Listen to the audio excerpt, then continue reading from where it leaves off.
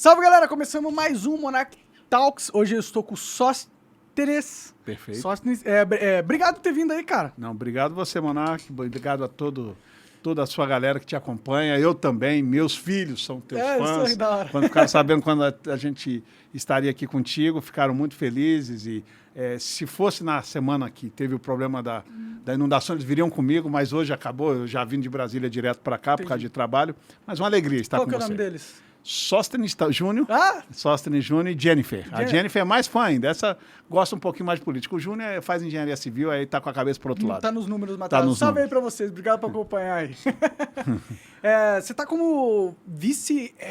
É um negócio que eu aprendi hoje, na verdade. Você é segundo vice. Vice-presidente. O que é um segundo vice? Eu não sabia nem que existia Bom, vamos lá. A Câmara é composta por presidente, primeiro vice-presidente, que tem algumas atribuições, e já te descrevo algumas delas. O segundo vice-presidente, primeiro e segundo secretário.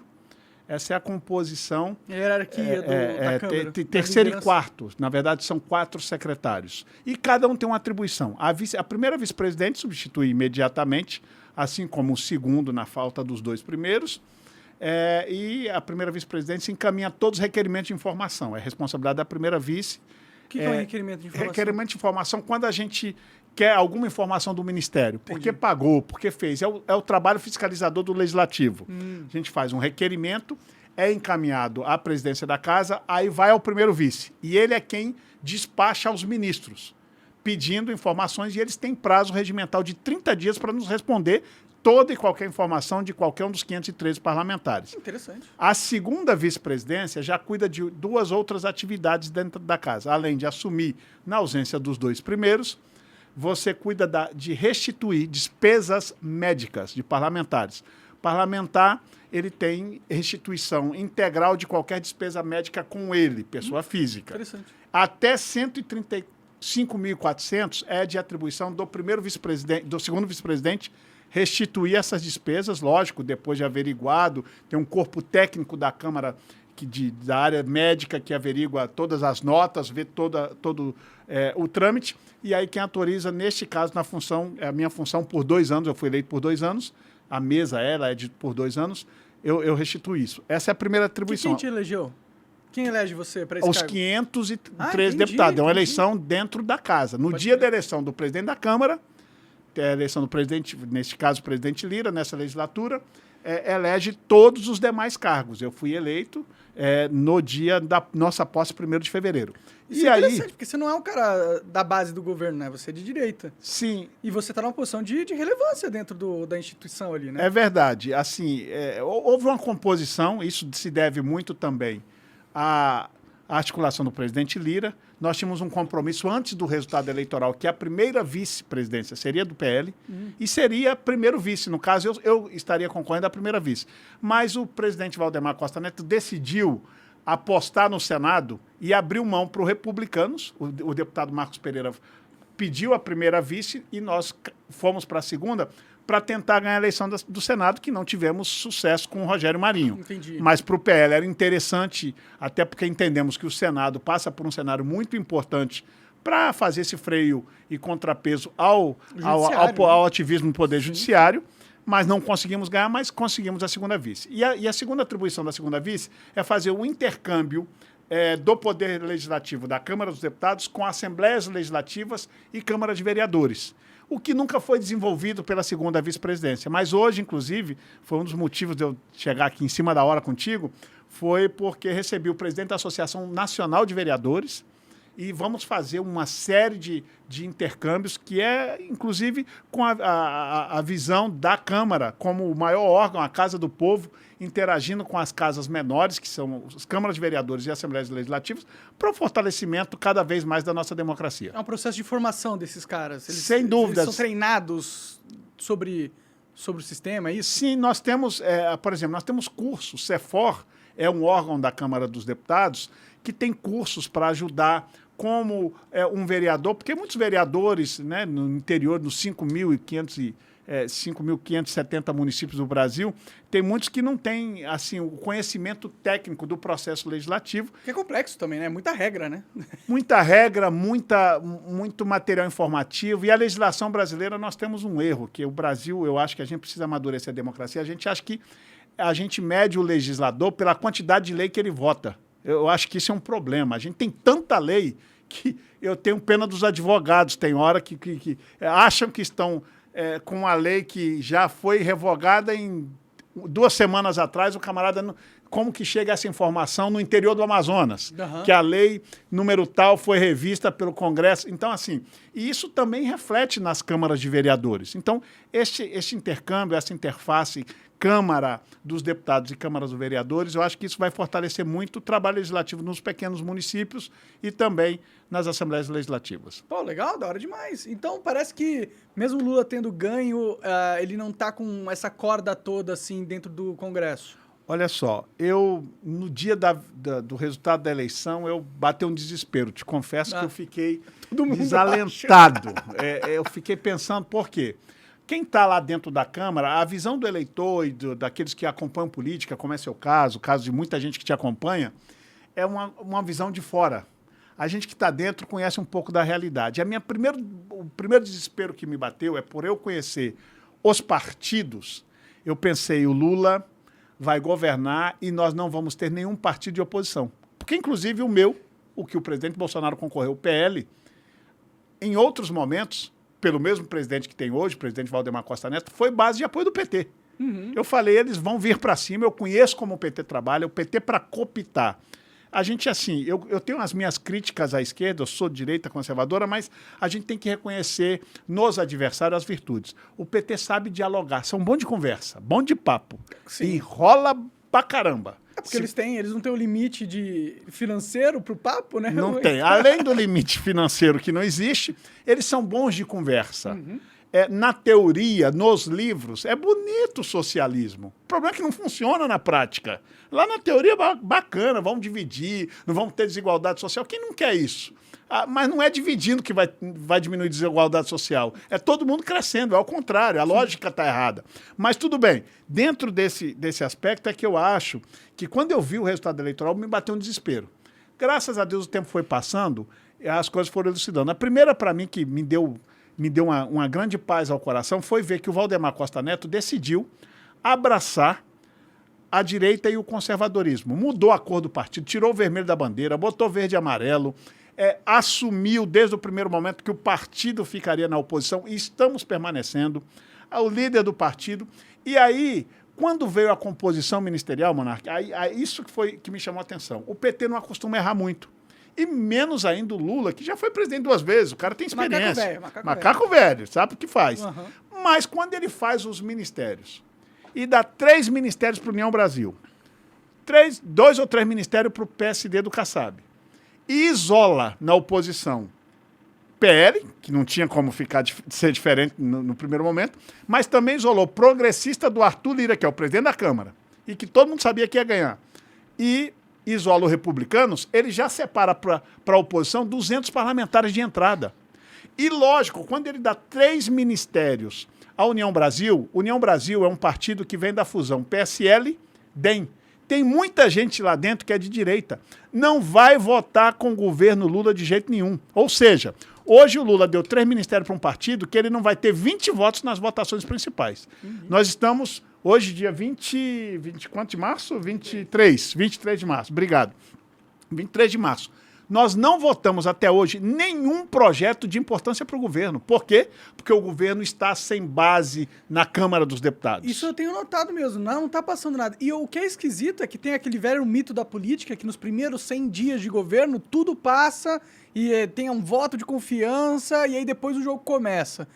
Não teve 100 dias, não teve um dia. Não teve um dia, você está bem. Não teve um projeto, não é nem um dia, não teve um projeto do governo de interesse só do governo. Nós votamos até hoje matérias consensuadas na Câmara, só o que houve consenso. Uhum. Então, o que houve consenso não é de interesse do governo, porque quando houver alguma coisa realmente de interesse do governo, a oposição vai fazer seu papel e não será consenso. Então, assim, 100 dias, falta pouco para os 100 dias e já foi para o espaço os 100 primeiros dias do governo Lula. Não passou nenhuma reforma tributária, nenhuma administrativa, não passou... nada grande aconteceu de verdade, né? Aliás, nem eles sabem qual reforma eles querem. Eles ganharam uma eleição, estão batendo cabeça entre o PT, porque o Haddad quer uma coisa, a presidente do partido, né, a Gleice, não quer o que o Haddad quer, nem eles se entenderam, a ponto que o Lula falou, só trato desse assunto depois que voltar da China, depois da Semana Santa. Ou seja, até lá, nada no Brasil está acontecendo. Para nossa tristeza, porque isso, eu não fico feliz com isso, porque quem paga a conta somos todos nós, aqui, inclusive aqueles que não votamos neles. Estamos todos no mesmo barco e o Brasil vai ladeira abaixo na economia. Vai. A gente tem um problema grande que o Brasil não está isolado no mundo, né? Tá acontecendo revoluções geopolíticas no mundo todo, o que é uma grande oportunidade para o Brasil se fortalecer e ser mais independente no mundo, mas também estão acontecendo revoluções tecnológicas importantíssimas dentro da robótica, da inteligência artificial, e eu sinto que o Brasil ele não está trabalhando para ser referência ou para ter o pezinho nessas indústrias. E o que significa que, ao longo dos anos, daqui 10 anos, a gente vai ser um país muito desindustrializado, porque tudo vai ser feito por robô e inteligência artificial, e a gente vai ter ficado atrás na corrida, e vai ser condenado a um país miserável, né? Lamentavelmente, você está coberto de razão. Eu acho que eu só acredito em países, e a gente vê ao longo da história recente, países que tiveram catástrofes, sejam elas geopolíticas ou naturais, como o caso do Japão e Coreia do Sul, que só se tornaram países desenvolvidos e que melhoraram quando priorizaram a educação. E a educação com esse olhar seu. A educação com olhar na tecnologia, no avanço da robótica, no avanço... No Japão não tem a faculdade de humanas. Não perfeito. Tem. Não tem, isso. Tá ligado? Isso é um grande diferencial já lá. E na Coreia do Sul também não, tá? Pode crer. São os dois lugares. Então, assim, eu me espelho muito no modelo educacional dos dois lugares. E acho que esses dois lugares têm muito a ensinar ao Brasil. E aí, eu também faço uma autocrítica. Nós da direita, não é? Eu acho que, e falei isso já ao presidente Bolsonaro, acho que o maior erro do governo Bolsonaro foi na área da educação. Nós tivemos 4 ministros desastrosos que não foram bem-sucedidos, não é? E a gente teve uma oportunidade durante 4 anos de mostrar que a direita sabe fazer educação, porque a gente sabe mesmo. A esquerda faz a educação só ideologizada, isso atrapalha. Fazem doutrinação, né? Fazem doutrinação, perfeito. Doutrinação e doutrinação no seu campo e no seu viés ideológico, ignorando todo o restante. Falta conteúdo, falta aprendizado, foco no aprendizado, que seria este o grande diferencial da educação, com este olhar que você coloca muito bem, da tecnologia, da robótica, do avanço tecnológico, que é o que vai revolucionar o mundo daqui para frente. Quando eu chego aqui num estúdio como esse teu, né? O meu estúdio é bem tranquilo. Eu já sei que é tranquilo. Eu já sei que é tranquilo, mas você vê a diferença, não é, de quem tem uma cabeça moderna para o mundo moderno, do que... Eu falo isso porque eu já trabalhei em rádio. Pode crer. Eu já trabalhei em rádio, trabalhei um tempo em TV, e a gente conhece que TV está ficando para o espaço. Jornalismo está fadado ao fracasso. Se o jornalismo não se reinventar, eu tenho conversado com jornalistas, falando, você pega um monarca, daqui a pouco vai engolir um monte de gente. Os podcasts hoje estão engolindo um monte de telejornais. Sim. E isso é prova de que quem não se modernizar e se atualizar em robótica, em tecnologia, vai ficar para trás. Seja a televisão, o rádio. Porque hoje a gente só ouve rádio quando está dentro do carro, às vezes.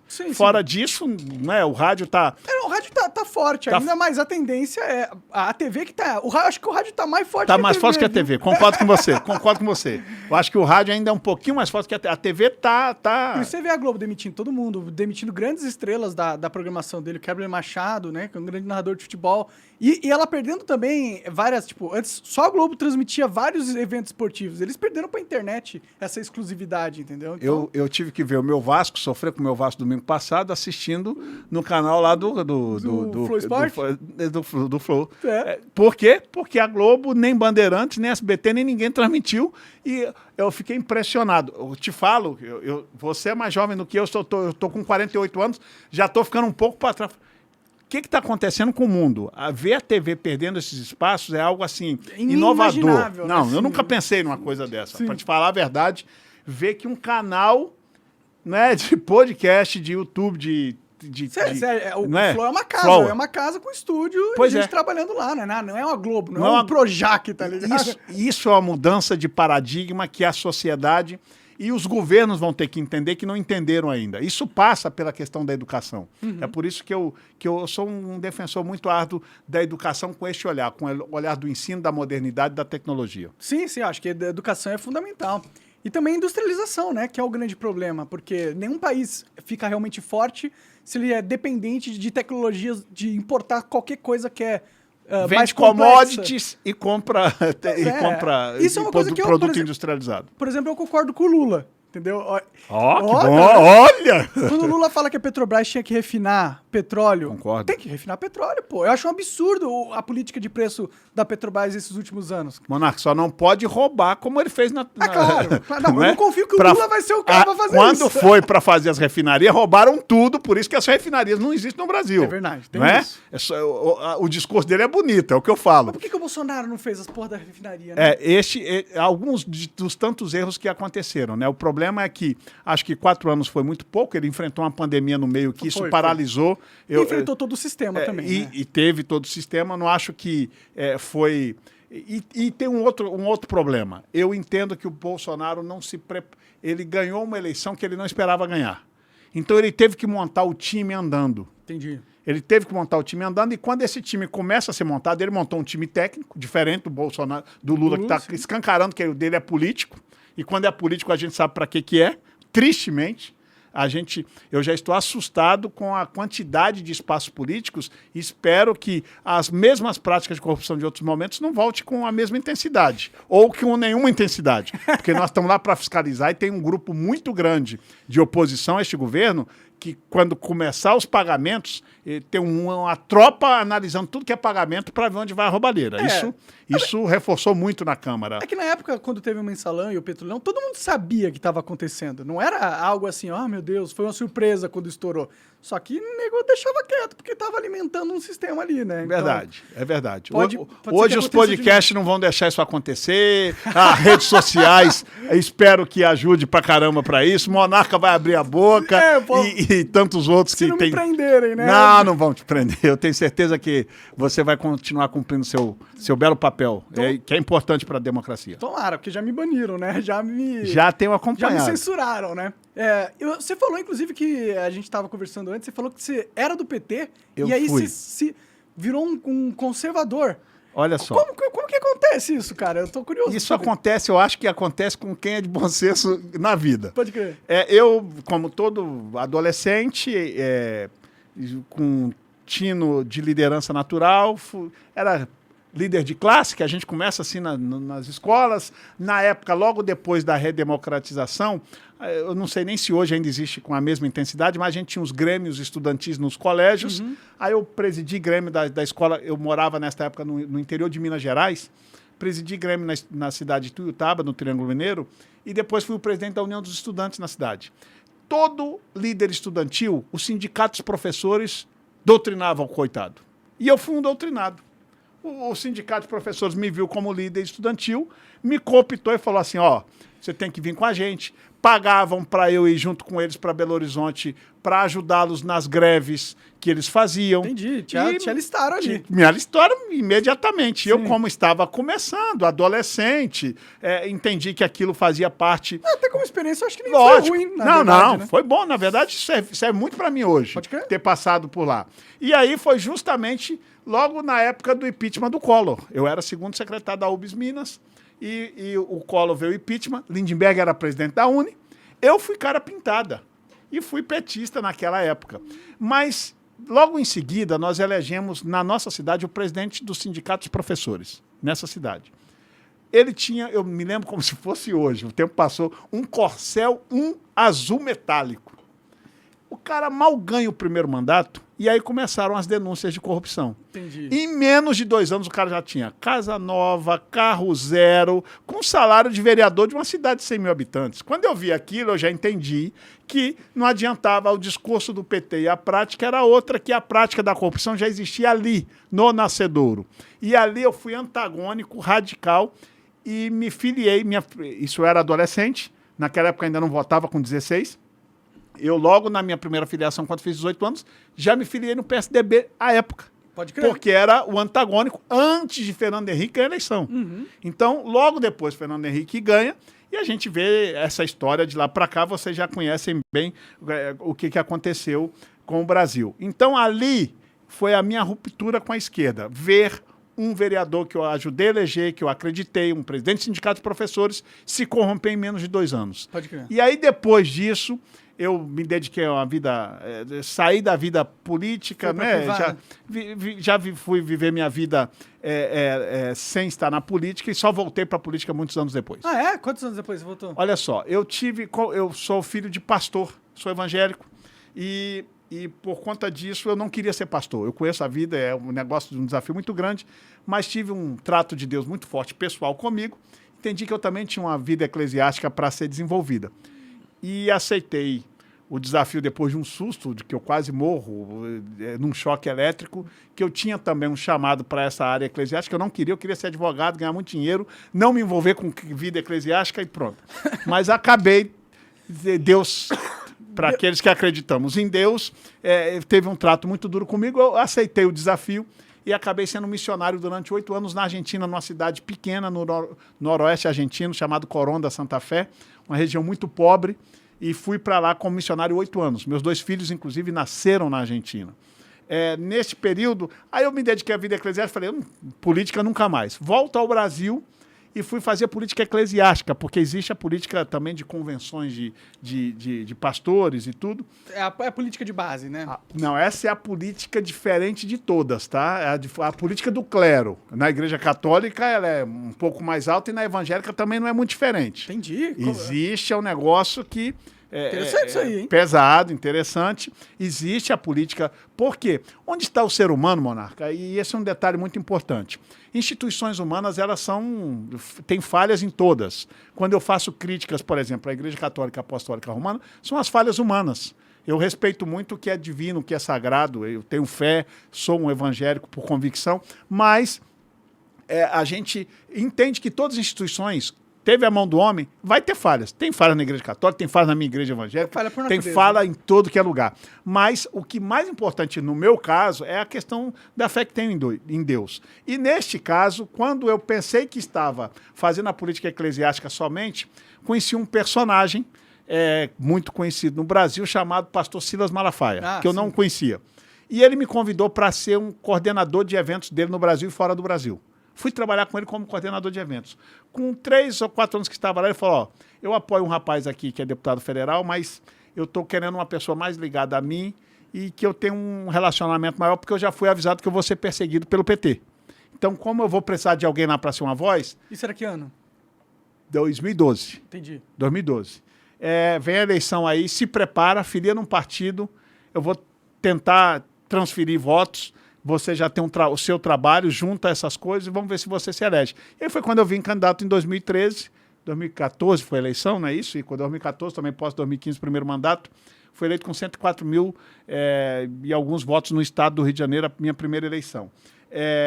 Eu não pensava em voltar para a política partidária, foi muito um desafio que ele me propôs e de lá para cá a gente vem crescendo, aprendendo. Já no terceiro mandato a gente pega um pouco mais de estatura e tenho essa oportunidade agora de compor a mesa diretora, que num colégio de 513 você ser um dos 7 que compõem a mesa, eu acho que é um diferencial bacana. Com certeza, você está numa posição de vantagem.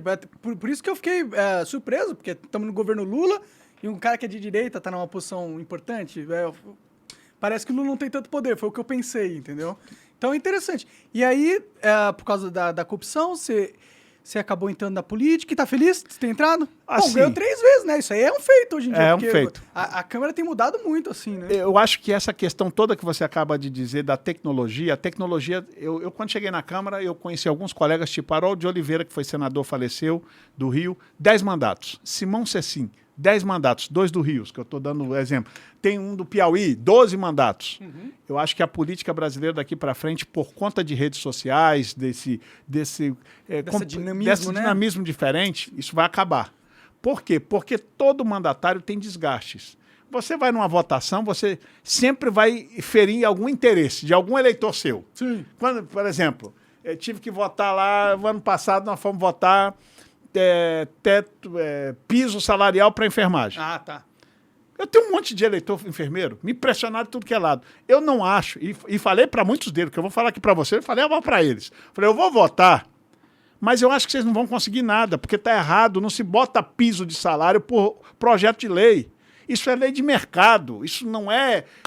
Bota a lei... E não é na canetada que se decide. Fizemos a canetada, Bolsonaro foi lá também pelo mesmo problema, sanciona... Não estão cumprindo, o STF vai lá e anula, não funciona na canetada. Mas, às vezes, o eleitor brasileiro, às vezes, não está preparado para ouvir a verdade. E por isso nós temos maus políticos no Brasil. Que, inclusive, vocês fazem esse trabalho de conscientização política aqui, isso é muito importante, porque vai ser natural que alguém que você vote, em algum outro momento, vote alguma coisa que te desagrada. O que este político não pode fazer é abrir mão da espinha dorsal do que ele acredita. Se ele é liberal na economia, ele tem que se votar dessa forma. Se ele é progressista, ele vai ter que votar daquela forma para o seu eleitor. Se ele é conservador, idem. Então, assim... eu entendo que a política, nesse dinamismo, nessa interação que as redes sociais têm colocado, nós não vamos ver mais políticos com 2, 3, 4, 5, 6 mandatos como era em outro momento. Agora, a pessoa tem que se reinventar. Aliás, vocês aqui é uma prova disso. Tenho certeza que só de aparato tecnológico, se vocês não se atualizarem uma vez por ano, vocês já ficam desatualizados para continuar fazendo o que vocês fazem. Se a gente quisesse ficar no último da tecnologia, todo mês a gente tem que se atualizar. Esse é o desafio do mundo moderno. Sim. Quem na política não se reinventar, não dá para ficar no mesmo cargo muito tempo. Uhum. E eu estou no terceiro, acho que se tiver que cumprir mais a missão 1 ou 2, a gente já tem que se reinventar para uma outra disputa, um outro cargo, se é que a gente continua um pouco mais à frente. Você tem vontade de ir para o executivo, não? Não tenho muita vocação executiva, não. Para ser honesto, eu acho que o executivo hoje no Brasil, com as legislações que nós temos, o camarada acaba com o CPF dele em menos de 2 anos e sai com a vida dele. Quando ele acaba o mandato, ele fica mais 20 anos respondendo processo. Bom, tá, este é o problema do executivo. E aí é uma coisa que a gente tem que falar, a gente quer o combate à corrupção, mas em nome do combate à corrupção, a gente no processo legislativo, a gente exagera em algumas coisas. Eu acho que hoje nós temos um Ministério Público que é importante para a democracia, não desqualifica o trabalho do Ministério Público, mas que tem praticado alguns exageros. E quando pratica exagero contra o Executivo, isso traz um trauma. Eu, por exemplo, te confesso que estou na política, mas penso muito e não teria o desejo de ir para o Executivo com receios. Porque o Ministério Público hoje te denuncia e você que vai ter que correr atrás, gastar com advogado, com se virar, e o judiciário brasileiro é lento, moroso, é caro. O advogado no Brasil... Aliás, você deve saber muito bem como é que... Infelizmente. Por experiência própria, o que você está vivendo, isso aí você já sabe bem. Ou seja, é caro o judiciário brasileiro, você gasta com advogado. Então, assim... Não sei se vale a pena ir para o executivo, e isso é um problema, porque os bons, quando não querem ocupar esses espaços no executivo com medo de processo, acabam sendo ocupados pelos maus. Os maus não tem problema, roubam e tem dinheiro para pagar advogado. E eles não vão ser processados também. Não, e podem até ser processados, mas roubaram tanto que não tem problema para isso. Agora, o cara que entra para ser honesto, ele vai sair, vai ter a vida dele enrolada por 20 anos depois de estar no executivo. Eu tenho muito receio disso. Pode crer. Parece muito que o MP e todo o judiciário em si virou uma máquina política que tem um dono e que caça adversários políticos para implementar uma certa... um certo grupo no poder, digamos assim. Então... Mas, ao mesmo tempo, a gente vê, por exemplo, o Aras, ele é o engavetador geral da República, tá ligado? Tipo, você fala que o MP persegue, mas ele não persegue as pessoas que têm realmente problema no cartório, né? Porque a gente sabe que tem um monte de gente lá na Câmara, no Senado, que tá enrolada pra caralho com muita coisa. Mas eles continuam lá, ninguém nunca apresenta denúncia, não faz investigação. Então... Parece que o MP só serve para perseguir os inimigos políticos da elite mesmo, de verdade. Eu acho que tem hora que o MP precisa rever alguns conceitos. Eu fico observando atitudes, né? Ou seja, nós tivemos que ter um juiz Sérgio Moro, goste ou não goste dele, para poder destampar uma lava-jato, coisa que o próprio STF poderia ter feito. Deveria ter feito. Não é? O próprio o ministro do STF que renunciou, Joaquim Barbosa, que denunciou o mensalão e tudo, aí sai fora, não sei os motivos dele até hoje não me são muito claros, por que ele saiu fora. Alguém depois falou para ele sair fora, né? provavelmente. Não são muito claros a ninguém no Brasil, mas aí cai fora, depois descobriu uma bandalheira daquela que não estancou com ele. Prova é que depois, com a Lava Jato, ficou descoberto que a prática só aumentou depois dele. Sim. E, lamentavelmente, hoje no Brasil, a gente tem que falar, a gente tem que colocar a lupa, sim, em tudo, porque nós somos um país de cultura da corrupção. Isso é um problema. É o problema do povo, é o problema começa no eleitor, que vende o seu voto a R$100, a R$200 no dia da eleição para um candidato X. Essa é a primeira das corrupções. Aí este candidato que ganhou comprando o voto vai para lá, tem que recuperar a grana que ele botou para comprar o voto. E aí vira um ciclo vicioso. Isso é cultural no Brasil e precisa mudar. Vai mudar como? Com prioridade na educação, com conscientização do eleitor, com a melhora do quadro político, porque quem escolhe os políticos é a população, não dá para reclamar. Eu, por exemplo, fico olhando, lógico, eu sei que houve, no mínimo, para mim, imparcialidade do TSE na eleição presidencial, no mínimo, tá? No mínimo, para não falar o resto, porque você já sabe... É perigoso, né? É perigoso. Hoje tá difícil falar tudo que se pensa, né?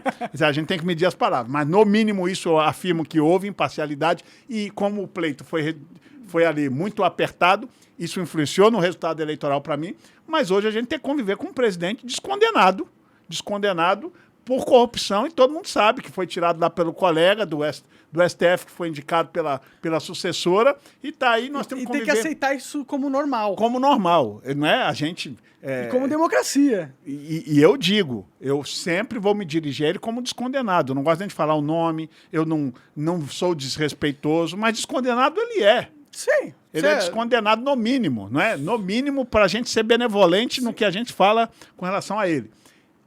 Tá lá, o cargo é dele, a democracia a gente requer isso, por uma leve maioria ele ganhou, com as regras que estão postas. Com as regras que estão postas, é isso aí.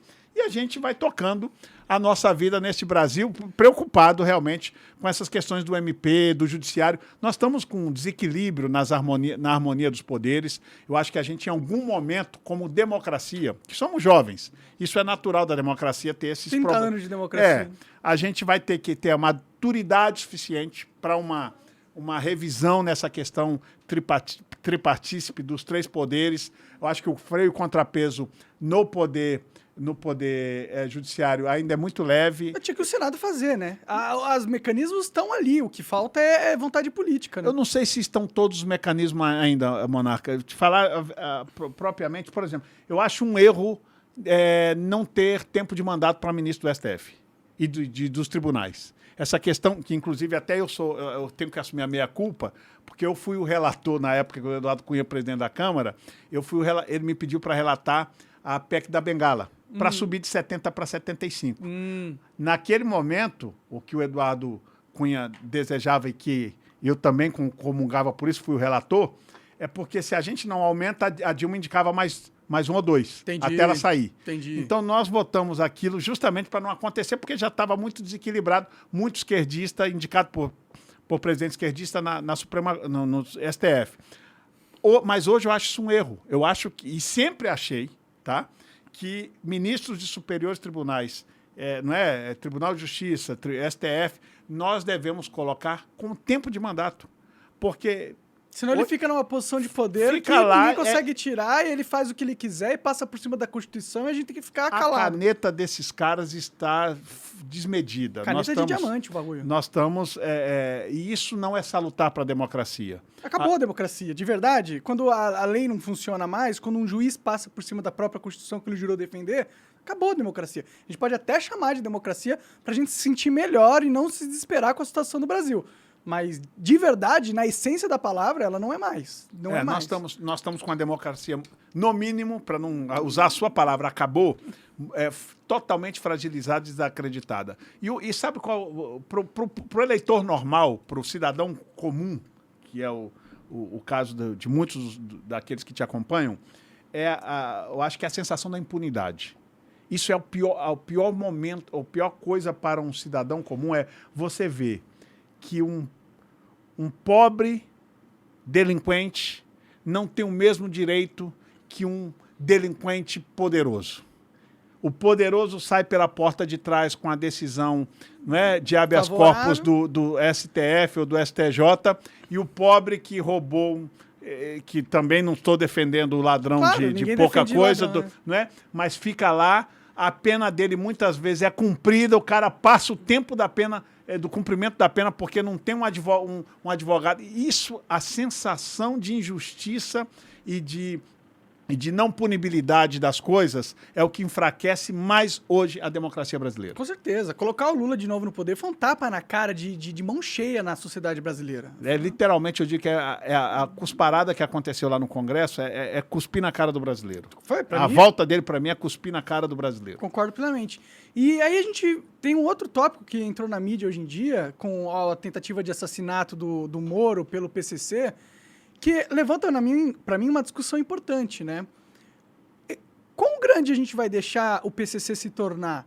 Porque a gente sabe que quando uma organização criminosa vai ficando tão grande assim, chega um momento que ela toma conta. No México, os caras prenderam o filho do traficante, os caras foram no aeroporto, meteram bala pra tentar resgatar o moleque, tá ligado? Então, o que impede de acontecer a mesma coisa aqui no Brasil, entendeu? E talvez, será que isso já está acontecendo? Entendeu? Olha só, eu fiquei muito preocupado com tudo que aconteceu. Aproveito aqui esse espaço para mais uma vez, me solidarizar com Com o Moro. o Moro, sua família. Assim como me solidarizei com a família de Marielle, Claro. que também... quem tem responsabilidade com a democracia não tem que ser o lado A, B ou C, pensa como eu, não pensa como eu. Ver hoje a insinuação da fala do presidente Lula contra o Sérgio Moro é digna de dar nojo, que eu vi Que ele falou que é mentira do Moro, né? Assim como a facada do Bolsonaro é mentira. Isso é de uma irresponsabilidade. Eu digo, com muita tristeza, que tem muita gente... Tem gente na esquerda que eu respeito e é coerente, mas a esquerda parece que adoece um monte deles. Eles são doentios. É o fundo da lacração que eu chamo. Já te vi falando do fundo da lacração. Chega a ser doentio. Gente, como alguém pode... A própria Polícia Federal do atual governo foi quem disse. Está aqui e denunciou e prenderam os caras. Queria sequestrar, matar a família do juiz Sérgio Moro, Pegaram hoje senador. arma. Pegaram tudo. Tá lá as provas de tudo. Aí vem falar que isso é montado pelo cara. A que ponto a gente chega com essa gente irresponsável que está vendo no Brasil? E assim, é lamentável porque ele hoje é o presidente da República. Ele, como presidente da República, levantar esse tipo de dúvidas é digno de repúdio. Não, ele falou que a instituição que ele hoje comanda literalmente, mentindo pro povo ele está brasileiro. desqualificando a instituição que ele é líder. Isso. Não é? Porque a Polícia Federal está sob o comando do presidente da República. Ele está dizendo que é a instituição que ele lidera, ou seja, ele mesmo é o próprio imbecil dele. Não dá para só dá para chegar a essa conclusão. Porque se ele não tem competência para liderar a polícia que é dele e falar que a polícia dele está falando mentira, não sei a que ponto... Isso é paranoico, para não dizer que chega a ser um surto psiquiatra. Cínico, né? Ou cinismo, você está certo. Eles perceberam que o mundo hoje é um mundo de narrativas. E a verdade não importa. Não importa a verdade. Importa o que eu disse. E se eu falar mais alto que todo mundo, essa vira a verdade. Então eles usam essa tática para controlar a narrativa da sociedade, né? O PT é muito bom nisso, de trabalhar a narrativa. E eles tiveram toda a mídia junto com eles. E ainda tem, né? A Globo... mas eu acho que nesse caso do Moro, a mídia não está com eles, não. Porque eu vi hoje, a própria Globo que você está acabando de citar, já o criticou porque é um absurdo. Tá. Eu acho que até... É que... Tem uma hora que não dá, porque quem vai ser conivente com ataque de tentativa de homicídio de uma família, de um cara que foi ministro da Justiça, que tomou as decisões, quando ministro da Justiça, de separar esses criminosos perigosos para penitenciárias distantes, mais isoladas, para ver se isola o crime. Nós temos a sua pergunta, que eu nem fui no cerne dela um pouquinho, essa questão do crime organizado no Brasil, ela é muito séria. Eu sou do Rio de Janeiro, conheço os comandos...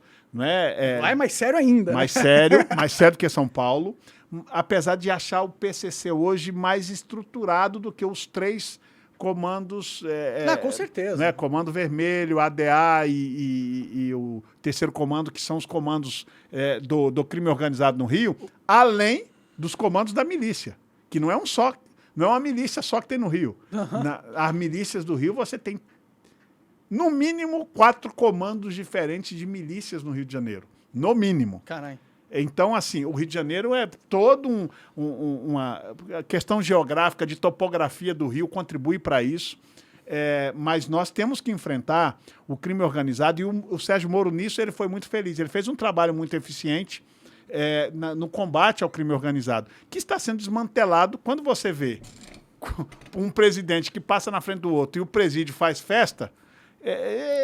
Lamentavelmente, não dá para acreditar que este governo vai enfrentar o crime organizado. E essa é a nossa tristeza. O medo que eu tenho é que este governo tenha alguma conexão com o crime organizado. Eu não estou falando que tem, pois não tenho evidências para ligá-los.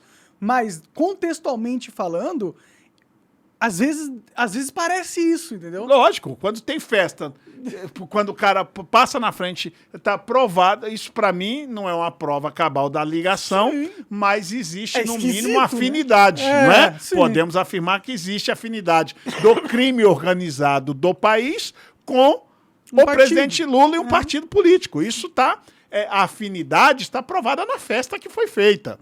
A gente não pode provar que tem ligações ali, isso, né, não, seria leviano qualquer um de nós afirmarmos isso, mas alguma coisa muito estranha tem, e eu não acredito que eles vão ter moral. Aí você vê, quando eles sentam no poder. Eu vi a ida do ministro Flávio Dino na favela no Rio de Janeiro. Eu sou de lá. Aquele lugar eu entro. Eu entro lá como pastor às vezes, porque eu também sou pastor. Como deputado nunca entrei. Porque para entrar como deputado, você tem que chegar, no mínimo, como acontece. E acho que lá, eu não vou ser leviano como alguns que saíram falando um monte de bobagem. Sim.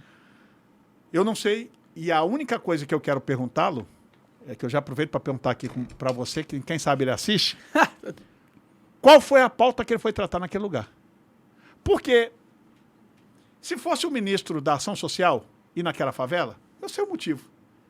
Buscar política pública na ação social, na favela precisa. Sim. Se fosse o ministro de Direitos Humanos, talvez eu entenderia. Se fosse o ministro de quê? Do esporte. Vai levar atividade esportiva, entenderia. Mas o que o ministro da Justiça vai tratar com o presidente de associação de moradores naquela comunidade? Eu quero saber. Eu tenho certeza que ele será convocado, já está sendo convocado lá na Câmara. Eu não quero saber por que não levou segurança. Eu não quero saber que é um erro de protocolo. Por que ele não avisou o governador do Estado? Como uma autoridade, ministro da Justiça. Vai no Estado e não comunica com o governador. Não! Não avisou o governador do Estado. Não avisou o prefeito da cidade, que é aliado político deles. Ele vai lá. É só incompetente também. Ele vai lá, sem avisar ninguém. Isso foge a qualquer protocolo de segurança de qualquer ministro.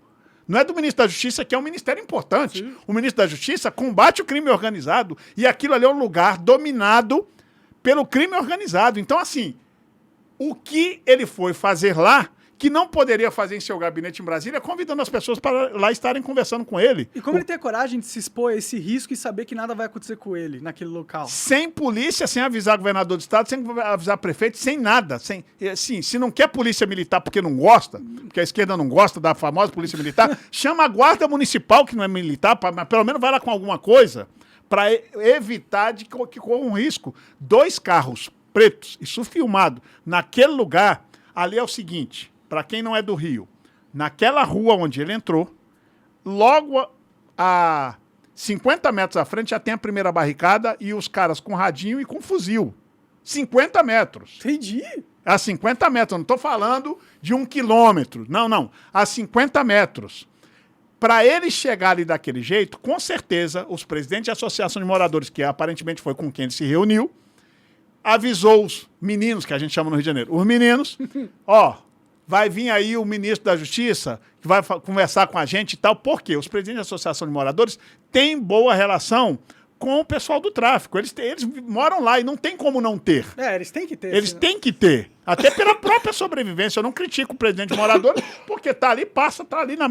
O crime está ali organizado e eles são moradores daquela comunidade. Eu não critico. E as comunidades têm regras que são impostas. Até porque, por exemplo, eu visito essas comunidades como pastor e conheço os pastores delas. Nós temos muitas igrejas ali e os pastores têm que conversar com... Tá na porta da igreja. Como é que você não vai conversar com a pessoa que está ali com um fuzil? E esta convivência dentro da comunidade existe. A gente não pode tapar os olhos para a realidade. Agora, uma autoridade da envergadura do ministro da Justiça estar ali daquele jeito, tem alguma coisa que eu ainda não estou convencido, e em especial, qual foi o assunto que ele foi tratar lá. Eu estou muito curioso para saber. Eu acho que você já sabe. Sei lá.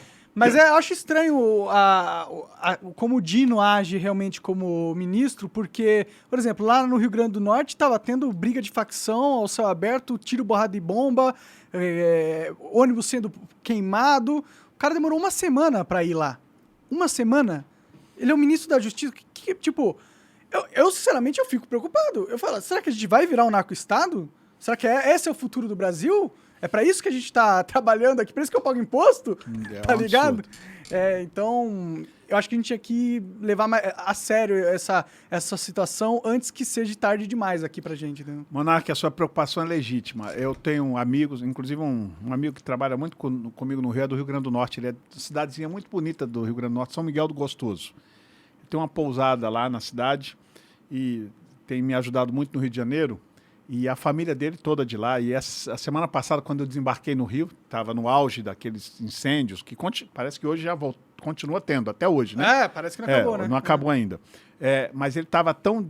Ele foi do Santos Dumont até minha casa, né, 50 minutos de trajeto, só falava da pressão que o povo potiguar, da população do Rio Grande do Norte, está sofrendo com isso. Tudo fechado, tudo... Você não vê na Globo... Você não vê na CNN falando mais nisso, todo mundo fica calado, parece que não está acontecendo nada lá, não é? Tem um território brasileiro que está disputado. Abre jornal, ninguém fala nada disso. Gente, é só porque é uma petista que está governando aquilo e não tem pulso firme para botar... Né? Se tem um problema grave desse, ninguém está isento, né? Nenhum governador, nenhum prefeito está isento de ter um problema sério. Gente, nós temos forças armadas, nós temos todo tipo de... Pede ajuda, bota, se necessário, GLO. Mas não, exército, forças, não queremos nem falar, nós temos que despolitizar eles, não pode trazer. Aí fica nessa hipocrisia, falta uma mão forte, porque com crime organizado não se brinca, porque o nome já diz, eles são organizados. Nós temos um Estado que é uma democracia que estamos falando que está deforme, está engatinhando, só tem 30 anos, que precisamos fortalecer esse Estado, não é forte. E a mão forte que tem desse Estado, que seria as Forças Armadas, para ajudar no momento desse, não vamos usar. Eu tenho certeza que se fosse um outro tipo de governo, as Forças Armadas já estavam no Rio Grande do Norte, botando para quebrar, tudo estava funcionando, todo comerciante vendendo, as pessoas comprando, os alunos indo para a escola estudar que não estão podendo estudar, aí quem prejudica... Aí é uma rede de coisas que acontece. Por quê? Porque acham que o romantismo do discurso e da narrativa, como você bem colocou, são todos problemas vítimas frutos da sociedade, né? Vítima da sociedade. Sim. Isso é muita hipocrisia para mim. E aí a gente vai eventualmente colapsa isso aqui, né? Quanto tempo a gente aguenta isso?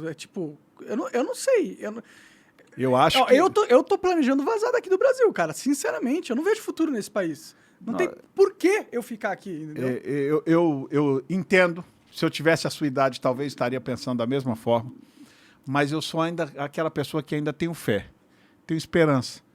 Apesar da gente estar vivendo esse momento tão difícil, tão triste. E imagina para um cara jovem como você, um monte de jovens que te acompanham, eu sei que a maioria... A gente mais veterano tem dificuldade de entender esse negócio que vocês fazem, mas os mais jovens, a gente não pode perder a esperança porque... a falta de esperança e de futuro não vai resolver o nosso problema. Esse é um país que nasceu para dar certo. Nesse país, o que se planta dá. Nesse país chove, lavam as nossas montanhas. A gente tem condição de ser uma superpotência. Os nossos riachos a China, e tudo. Da América do Sul. Rica em minerais. Isso aqui nasceu para dar certo.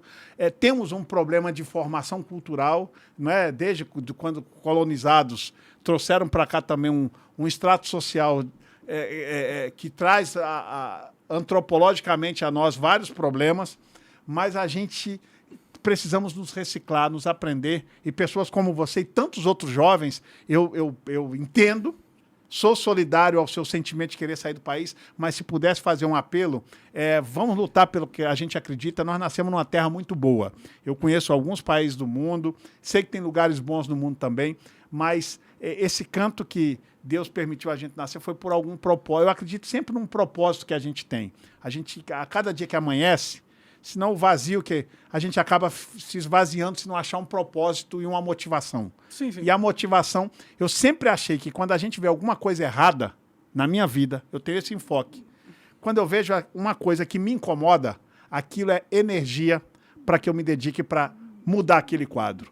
Então, se está te incomodando esse Brasil, é aqui que eu acho que você tem que continuar ajudando o que você tem feito e o que você vai fazer, o que muitos jovens que te assistem podem fazer para mudar essa realidade. A gente não vai cruzar os braços, nós não vamos desistir fácil deste nosso país que a gente acredita. Eu, de vez em quando, estou igual você também, mas aí volta um pouco à realidade e fala, é missão. Eu olho, falo, isso aqui é minha missão, vou abraçar, é desafio, tá difícil, tá ruim, vou encarar porque me motiva. Isso me ajuda a motivar. Ah, pode crer. Não, eu acho que o Brasil ele tem muito potencial, assim. De verdade, era pra gente ser um dos países mais ricos do mundo, assim, mais desenvolvido e tal. Só que o Brasil, você falou que a gente foi colonizado, né? E eu argumento que a gente nunca deixou de ser uma colônia, né? A gente continua sendo uma colônia, até porque os Estados Unidos ele sempre teve um controle hegemônico geopolítico no mundo, e ele sempre impediu o desenvolvimento da América Latina. Ele já deu golpe no Brasil, foi com o apoio dos americanos, já deu golpe em vários países da América Latina, porque ele tinha uma empresa de fruta, e aí ele queria que a empresa de fruta controlasse os negócios, e aí derrubou vários... Então, esse poder hegemônico sempre trabalhou contra o Brasil. Então, a culpa também não é só nossa, entendeu? Não. A gente sempre esteve com uma pressão muito forte do exterior. Só que agora esse cenário começa a mudar. E é muito bom pro Brasil. A gente é uma janela, uma oportunidade da gente se tornar verdadeiramente independente agora. Porque nesse conflito entre Rússia, China e Estados Unidos, a gente agora tem aliados. A gente podia se aliar. Eu sei que é esquisito que a China e a Rússia são ditaduras e o caralho é quatro, mas os Estados Unidos também é uma ditadura. De verdade, ele é uma ditadura lá, entendeu? Os caras estão quase mandando prender o candidato mais forte à presidência. Isso aí é coisa de republicana de banana. E tá acontecendo nos Estados Unidos. Então, achar que os Estados Unidos é muito melhor do que a China não é verdade. E outra, nesse contexto global, o que a China quer? A China quer um Brasil forte, comercializando com eles, até para fazer pressão... Vendendo commodities. Sim, sim. Eles querem comprar o que é barato nosso. Sim. Querem comprar o nosso metal para vender carro xing-ling para a gente depois. Sim, sim. Ou seja, são socialismo no sistema de governo, mas capitalista na hora de fazer negócio. Malandro, nada desse chinês, né? Sim, mas eu acho que o chinês ele não vai lutar contra o desenvolvimento brasileiro, entendeu? Já o americano não vai. Não convém a eles. Não, para eles é melhor. Fortalece o Brasil para fazer pressão ao mercado americano e isolam os Estados Unidos no mundo. Não convém a China até a gente fazer o que você falou no início, a gente se industrializar. Sim. Porque na hora que a gente se industrializar, nós não vamos ter nem commodities para vender para ele, nem aço, nem grão, nem... Aí você vai ver a China se voltando contra a gente. O problema nosso, você matou no início. Nosso problema hoje passa pela industrialização, não é? Pela atualização da tecnologia e industrialização. Quando a gente produziu o que nós precisamos de consumo, esquece o resto. E é o que eles fazem. E aí você tem razão. Tanto os Estados Unidos como superpotência, a China, a Rússia, entendem isso, o potencial que o Brasil tem, porque nós temos esse potencial mesmo de ser potência mundial, nosso tamanho geográfico, nossa diversidade climática, tudo, né? Tudo, a biodiversidade, inclusive, que aí é o outro fato, é o que a Europa nos explora, não então os Estados Unidos, que quer fazer com que a gente...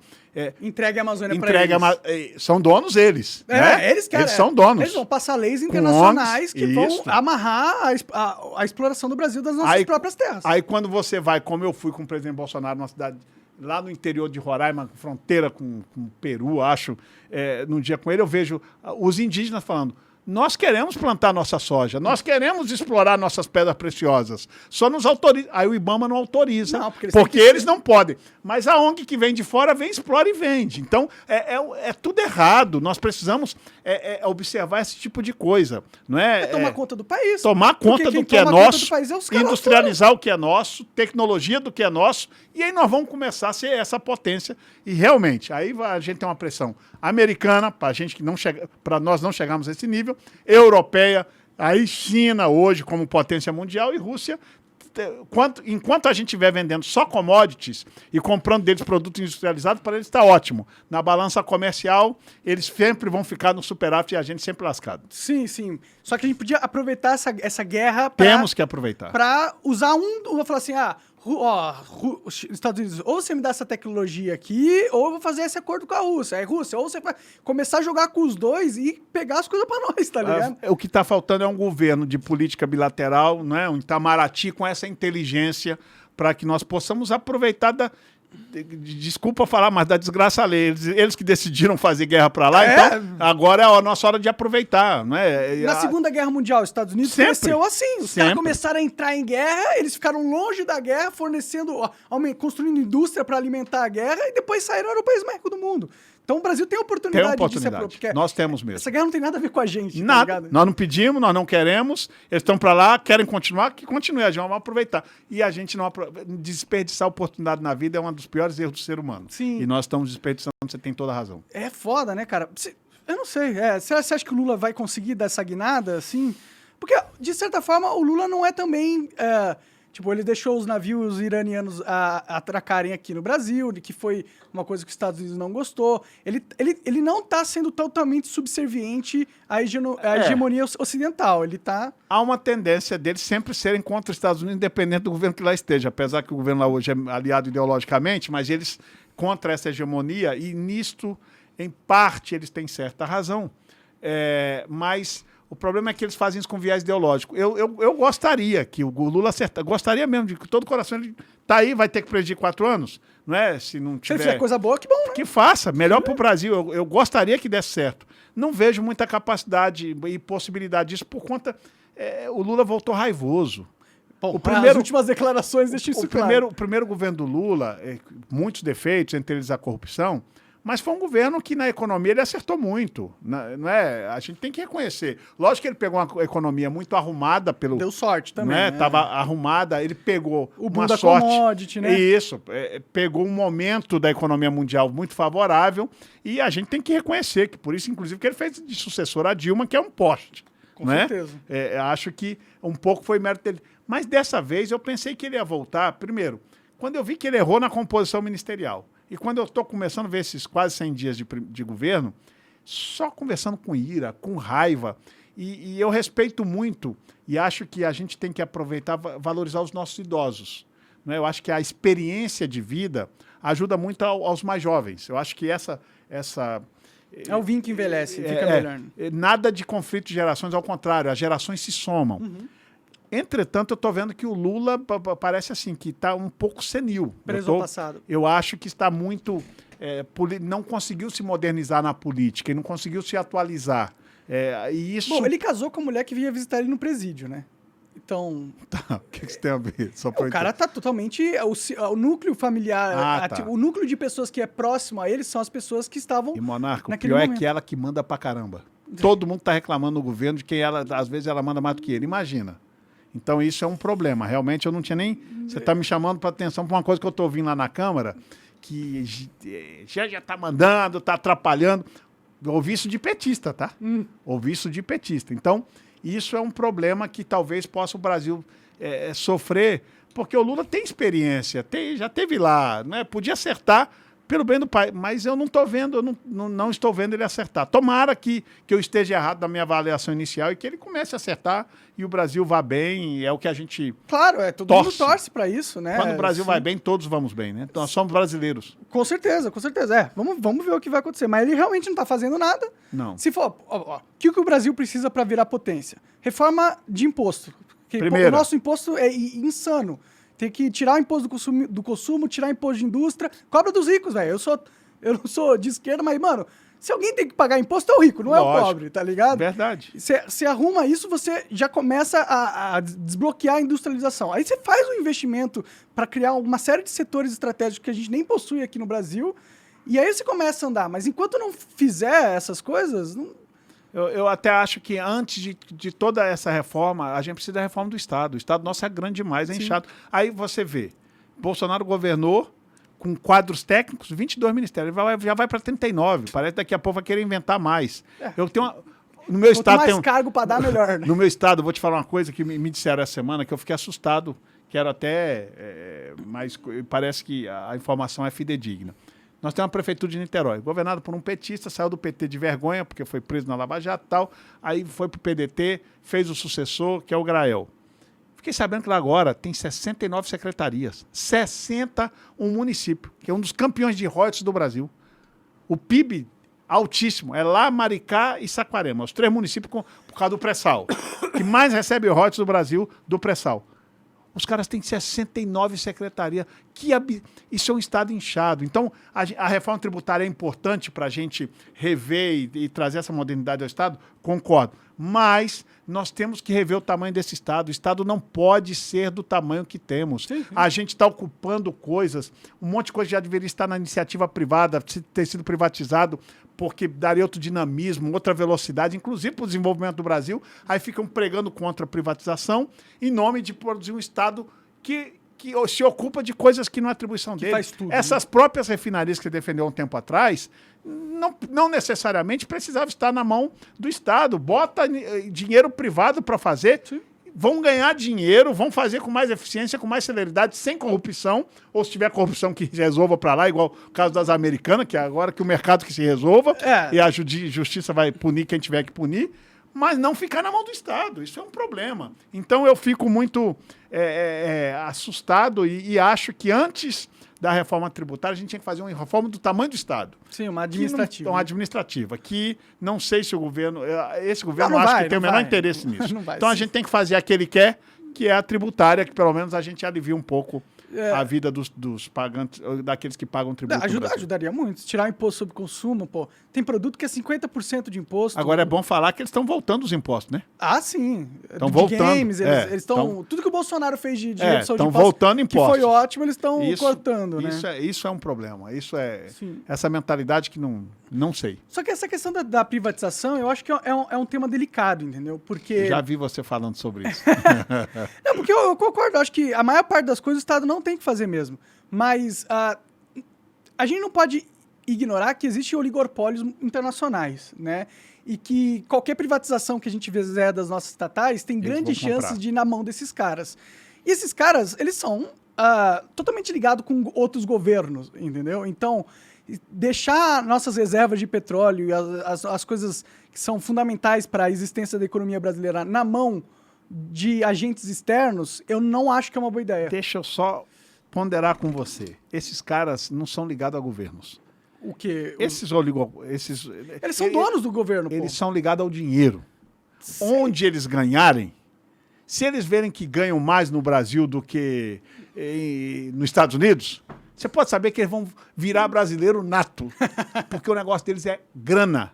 Então, assim, eu entendo a sua cautela, também, em alguns momentos, penso como você, mas quando você começa a conhecer esses grupos corporativos que se unem, porque são poderosos mesmo, e esses poderosos, o negócio deles não estão nem aí para governo, para nação, para pátria, para cores. Não, eles são globalistas. Eles só querem o bolso. Então, como o bolso... aqui dá mais do que lá, vem tudo para cá.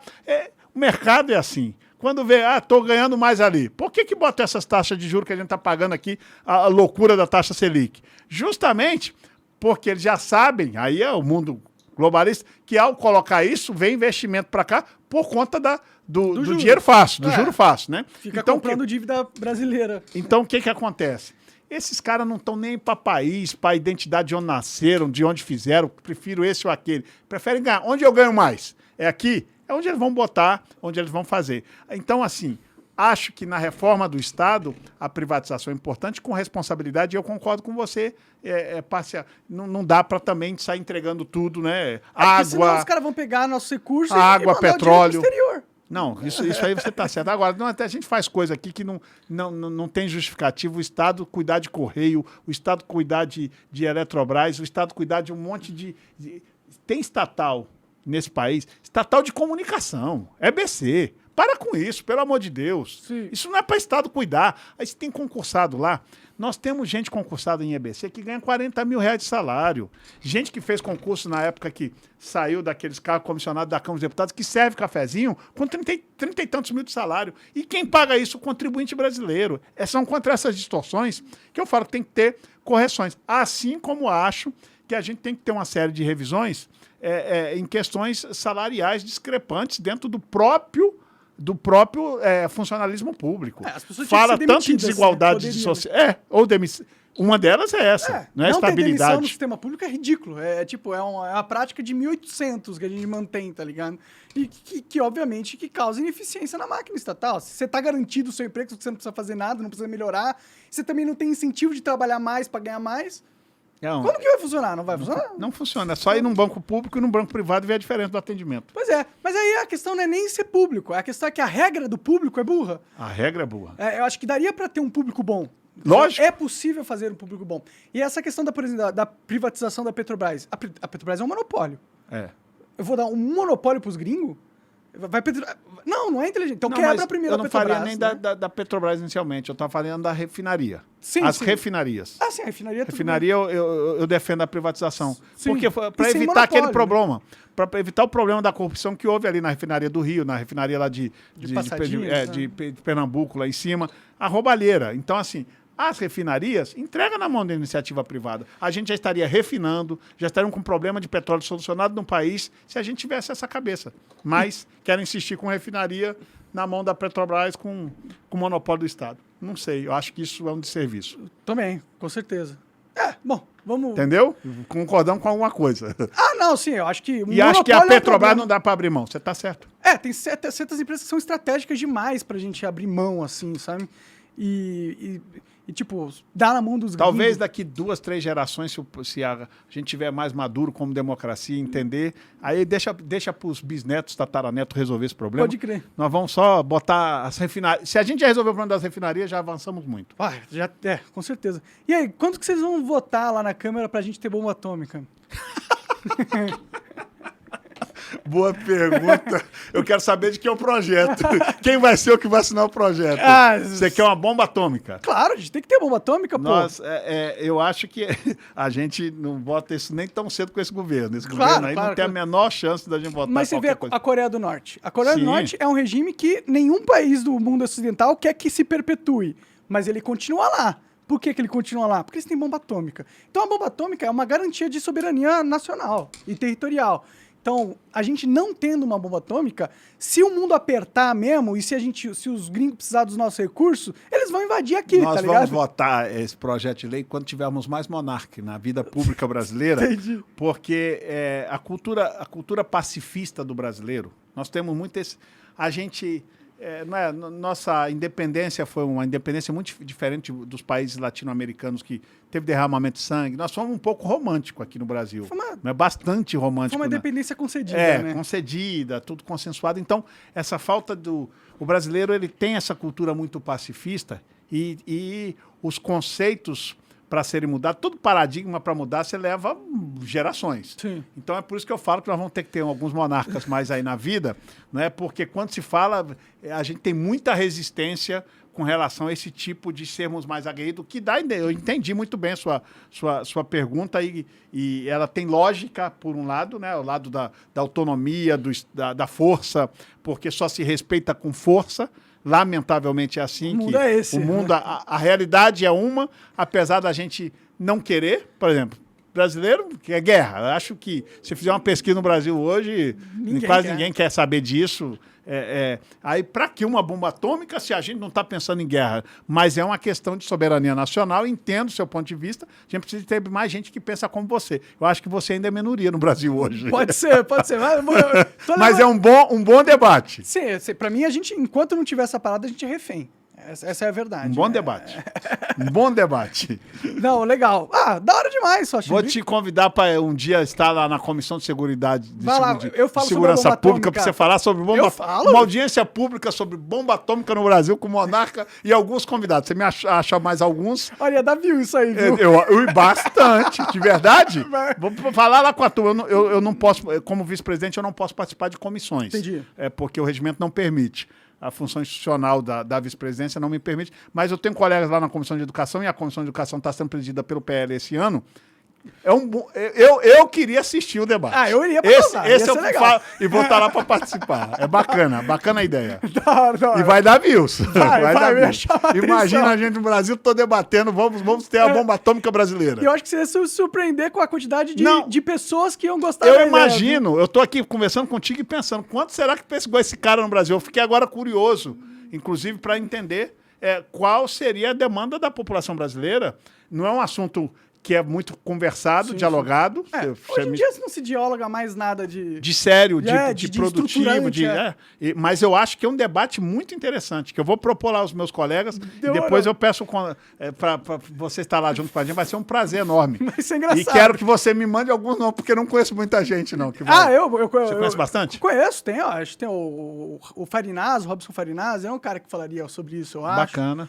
Tem o Anitta Bilian, tem uns caras aí. Vamos juntar uma turma, fazer uma boa audiência pública. Vamos deixar a turma bem acelerada. Demorou. Sabe que se a gente fizesse isso, os Estados Unidos ia ficar em choque. Lógico. Né? E ia vir sanções também. Sanção né? Pra tudo que é lado. Mas ia ser engraçado. É isso que a gente tem que medir no debate. Estamos dispostos a pagar sanções por ter a bomba? Sim. Não é? Que diga países que quiseram ter, que estão tentando, os problemas todos.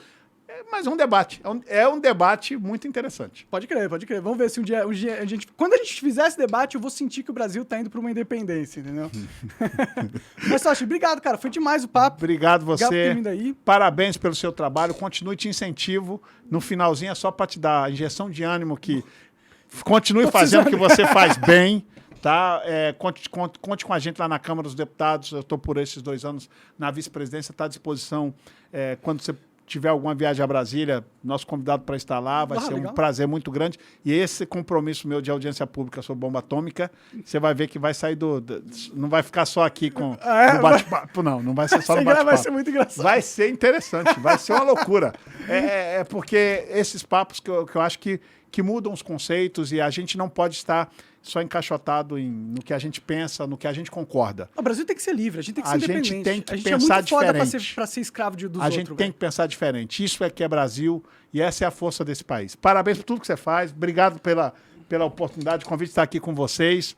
E eu tenho certeza de que tudo que você tem feito, apesar das perseguições que você tem sofrido, minha solidariedade a você e toda a sua equipe aqui, seu time que te ajuda. Eu e o Coca, e o Aramis, né, que trabalha com... Mas a vocês, minha solidariedade por essa perseguição, por esse momento difícil. Eu sou uma pessoa de fé que acredito que isso tudo vai passar e nós viveremos tempos bons ainda nesse país. E ainda nós vou voltar aqui um dia falando contigo. Lembra aquele dia que a gente estava meio para baixo, que eu também concordo com você, as coisas estão melhorando, vão melhorar, porque isso aqui nasceu para dar certo, o Brasil é Brasil, acima de qualquer coisa. Deus te ouça. Um abraço. Caralho, cara. Muito obrigado, cara. Muito obrigado de coração. Divulga suas redes, cara. Minhas redes aí, eu te agradeço. Instagram, Dep Sóstenes, Twitter igual, e Sóstenes Cavalcante, Facebook.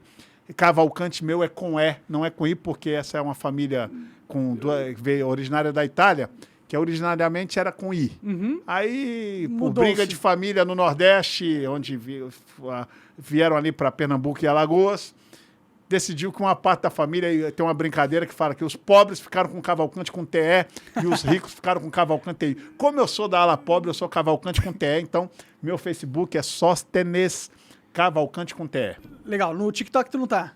Não tô no TikTok, mas eu vou pedir a assessoria de imprensa para resolver isso logo. Boa. E quero agradecer aqui publicamente também a Zoe, que fez o contato com a Zoe você, com a sua família. Sim. Zoe é uma pessoa bacana, tá lá ajudando a gente na segunda vice-presidente no PL. Uhum. E agradecer ela por este contato e essa parceria. Valeu, Zoe. Só acompanhava de longe, mas com os filhos muito fã, não tem como não te assistir, porque eles estão lá sempre te assistindo e acompanhando. A gente tem que pegar carona com a filharada. Tá certo. Né? E a gente aprende muito com a juventude de vocês, com esse entusiasmo de vocês. Parabéns por tudo. Obrigado. Valeu, cara. Eu agradeço. Obrigado, demais, valeu mesmo. Tchau, galera. Um abraço, até mais. galera.